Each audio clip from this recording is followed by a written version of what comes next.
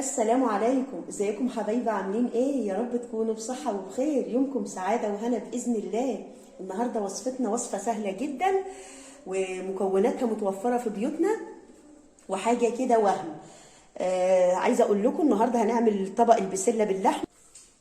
طبق البسلة باللحمة لا غنى عن تعريفه يعني.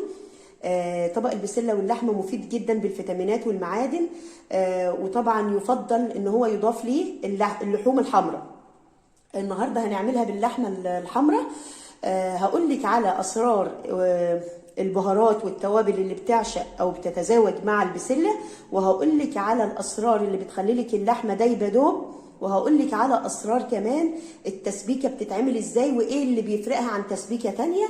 خليكي معايا، بس عايزه اقول لك الاول واوريكي اللحمه عامله ازاي. اللحمه يا جماعه دايبه دوب دايبه دوب بجد، انا يعني مبسوطه جدا. شايفين بتتهري وبتتهرس، وهقول لك بقى على الاسرار، بس تابعيني. يلا بينا. اول حاجه يا حبايبي، جبت الحله وجرانيت وحطيت فيها الماده الدهنيه، وتقدر انت عايزه تحطي سمنه او زبده او زيت براحتك. سامعين التش دي؟ هي دي اللي انا عايزاها. وهبدا اعمل اللحمه، اديها صدمه علشان ما تنزليش العصاره بتاعتها، عشان تبقى جوسي طول الوقت. تمام؟ ويا ريت يكون اللحمه مش مغسوله يا جماعه، علشان اللحمه عباره عن عقد دمويه، والعقد الدمويه دي هي اللي فيها الغذاء كله وفيها العصاره. ودلوقتي نشوف اللون. بسم الله ما شاء الله تبارك الله. شايفين اللون الجولدن ده؟ هو ده اللي انا عايزاه. شايفين اللون؟ ما شاء الله تبارك الله.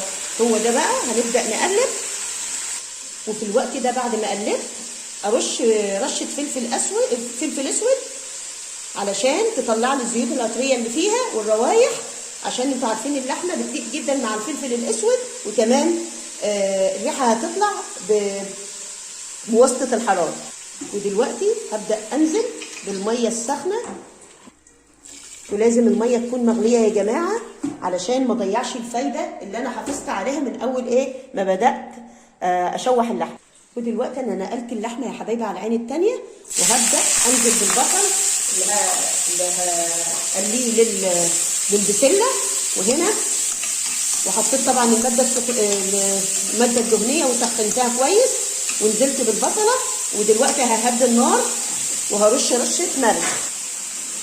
رشه الملح دي يا جماعه هي اللي هتخلي البصله تطلع الماده المسكره اللي فيها وميتها، فبالتالي هتديني حلاوه في الوصفه. بعد ما شوحت البصله وميتها نزلت زي ما انتم شايفين، والسائل بدا يكتر معايا، هنزل بمعلقه الثوم واوطي النار برضو، عشان الثوم زي البصل بالظبط عشان يطلع لي الماده المسكره منه عشان تحليل الوصفه. بعد كده يا حبايبي هنزل بملك الصوصات اللي هو الفلفل الاخضر والاحمر زي ما انتم شايفين. مش قادره اقول لكم، لما بيتمزج مع ميه البصل وميه الثوم بيدي تيست ثالث وبيعلي لي تيست الوصفه الى ما لا نهايه. بعد كده يا حبايبي هنزل بالجزر، وده بقى بيدي تيست عالي جدا ما شاء الله تبارك الله، واحنا عارفين ان هو بيليق جدا في الصلصات، وكمان بيليق جدا مع البسله.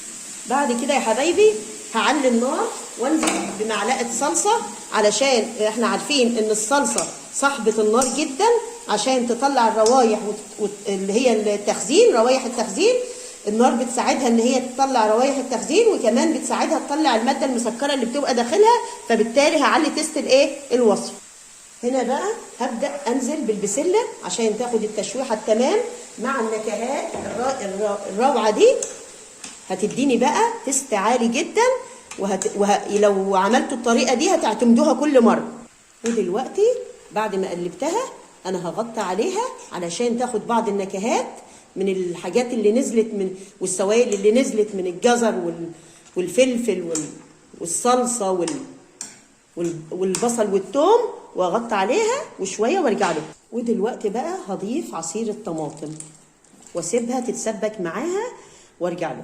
ودلوقتي انزل على اللحمه بالبسله زي ما انتم شايفين، واشوح تشويحه كده، اقلبها في بعضها. ودلوقتي هحط التوابل والبهارات. دي معلقه كمون، ودي معلقه صغيره جنزبيل. عايزه اقول لكم ان البسله بتعشق الجنزبيل يا جماعه. ودي معلقه فلفل اسود وهقلب. وانا حطيت البهارات اخر حاجه عشان ما تمررش معايا وعشان كمان ما تتطيرش معايا. تمام. وكمان هحط السر الاوحد لطبخ البسله وهو الشبت. الشبت يا جماعه مفعول ومفعول السحر مع البسله. عايزه اقول لكم حاجه كده رهيبه. ودلوقتي هسيبها تغلي غلوتين بس زي ما قلت لكم عشان البهارات تثبت معاها، وهغطيها وارجع لكم. ودلوقتي انا غطيتها وهسيبها تتسبك مع بعضها واغرف وارجع لكم. ودلوقتي خلصنا وصفتنا اللذيذه وهنبدا نغرف. والريحه يا جماعه عايزه اقول لكم حاجه كده وهم اهو يا جماعه.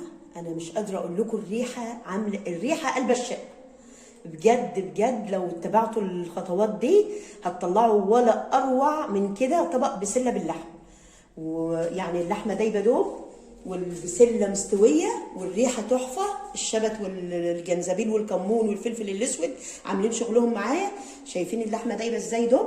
شايفين يا جماعه حاجه كده وهم بجد. انا يعني مبسوطه جدا. الطعم حكايه. اكتبوا لي في التعليقات وما تنسوش تعملوا لي لايك وشير وسبسكرايب.